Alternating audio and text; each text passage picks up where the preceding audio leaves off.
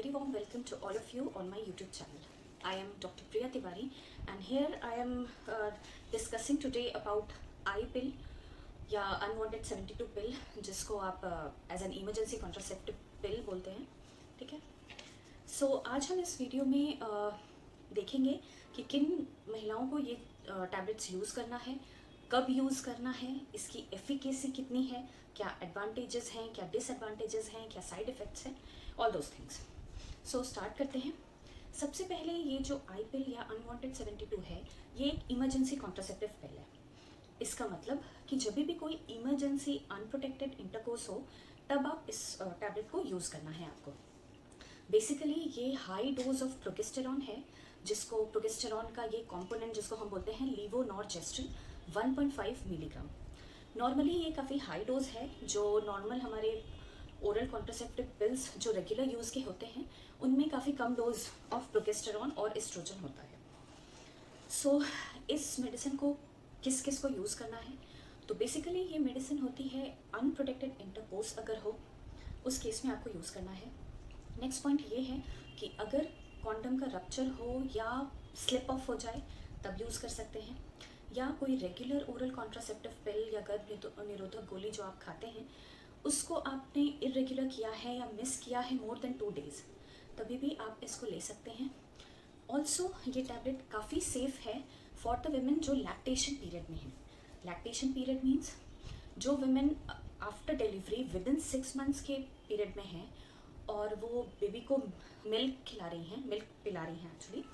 सो वो वेमेन भी इस कॉन्ट्रासेप्टिव को अच्छी तरह यूज़ कर सकती हैं. इसमें कोई ब्रेस्ट मिल्क में उसकी कंसिस्टेंसी में या उसके अमाउंट में कुछ भी ऑल्टरेशन नहीं होता है. अमाउंट भी नॉर्मल रहता है और कंसिस्टेंसी में भी कोई प्रॉब्लम नहीं होती है. ये काफ़ी सेफ़ है actually. After during this lactation period जो आफ्टर डिलीवरी से विद इन 6 मंथ्स का पीरियड होता है जिसमें हम एक्सक्लूसिव ब्रेस्ट फीडिंग कराते हैं बेबी को, उस पीरियड में एक्चुअली जो नॉर्मल ओरल कॉन्ट्रासेप्टिव पिल्स हैं, जो नॉर्मल गर्भ निरोधक गोलियाँ हैं, उनको बेसिकली हम सजेस्ट करते हैं अवॉइड करना. तो इसलिए उस वक्त अगर आपका अनप्रोटेक्टेड इंटरकोर्स है तो उस वक्त आप सेफली इस मेडिसिन को यूज़ कर सकते हैं. बट ये नहीं है कि उस पीरियड में आप इसको रेगुलर यूज़ कर सकते हैं. हम आगे बात करेंगे कि इसको कैसे यूज़ करना है. नाउ ये है कि इसको यूज़ कैसे करना है.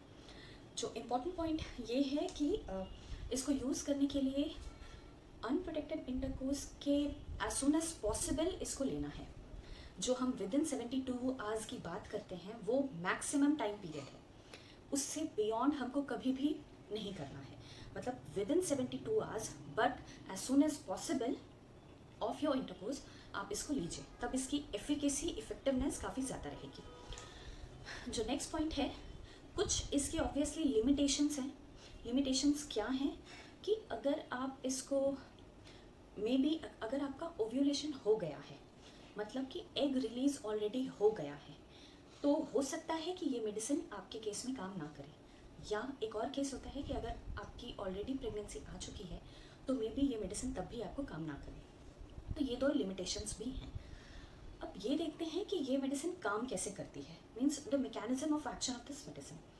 तो सबसे पहला पॉइंट है कि ये एग को रिलीज़ होने को प्रिवेंट करती है.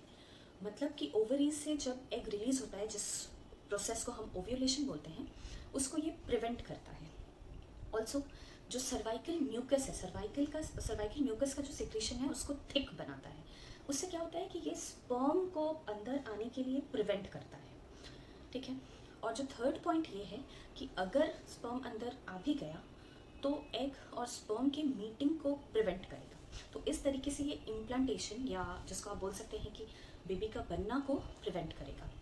तो ये 3 इसके मैकेनिज्म हैं. लेकिन ऑब्वियसली मैंने आपको लिमिटेशंस बताए हैं कि अगर ऑलरेडी आपका एग रिलीज़ हो चुका है या आप ऑलरेडी कंसीव कर चुके हैं तो ये मेडिसिन हो सकता है आपके केस में काम ना करे. नाउ ये है कि इस मेडिसिन के ऑब्वियसली हर मेडिसिन के कुछ साइड इफ़ेक्ट्स होते हैं. इस मेडिसिन के भी हैं. एज सुन एज आप इसको लेंगे आपको थोड़ा सा नॉजिएटिक फीलिंग होगा, नॉजिया आएगा, हेडेक हो सकता है और वॉमिटिंग हो सकता है. वॉमिटिंग अगर with in 2 hours of intake of this tablet हो तो ऑब्वियसली आपको ये टैबलेट को रिपीट करना होगा, क्योंकि वो अंदर प्रॉपरली अपना काम करने से पहले ही आपको वॉमिटिंग हो गई है तो आपको ये टैबलेट को रिपीट यूज़ करना पड़ेगा। ये सारे साइड इफ़ेक्ट्स हैं। अब ऑल्सो कुछ जो क्वेश्चंस हैं जो बहुत सारे पेशेंट्स पूछते हैं कि मैम क्या इस कॉन्ट्रासेप्टिव पिल को हम regular as a regular contraceptive pill use कर सकते हैं? तो स्ट्रिक्टली नो, इस मेडिसिन को आप as a regular contraceptive pill नहीं यूज़ कर सकते हैं। द रीज़न बीइंग कि इसमें हाई डोज ऑफ प्रोजेस्टेरॉन है। आप इसको रेगुलर यूज़ में नहीं कर सकते हैं क्योंकि इसके साइड इफ़ेक्ट्स फिर काफ़ी ज़्यादा हो जाएंगे। क्योंकि जो रेगुलर ओरल कॉन्ट्रासेप्टिव पिल्स या गर्भ निरोधक गोलियाँ होती हैं उसमें जो डोज ऑफ ईस्ट्रोजन और प्रोजेस्टेरॉन जो हार्मोन होता है उसका काफ़ी लो डोज होता है, तो इतनी हाई डोज को आप रेगुलर यूज़ में नहीं ले सकते हैं। दूसरी बात ये है कि इसके साइड इफ़ेक्ट्स या इसके और क्या क्या कॉम्प्लिकेशंस या क्या प्रॉब्लम्स आ सकते हैं। तो सबसे ज़्यादा जो मोस्ट कॉमन थिंग है वो है कि आपको ये इरेगुलर ब्लीडिंग करा सकता है। What does that mean? कि हो सकता है कि आपने ये पिल लिया और उसके कुछ दिनों के अंदर आपको हल्की फुल्की ब्लीडिंग दिख सकती है, या जब आपका नेक्स्ट मेंसेस आए वो हैवी हो सकता है, या वो डिले हो सकता है, या अर्ली भी आ सकता है। ऑल्सो 2-3 साइकिल्स आपके मेंसेस इरेगुलर हो सकते हैं। ये इसका साइड इफ़ेक्ट आप बोल सकते हैं या लिमिटेशन बोल सकते हैं, जो भी।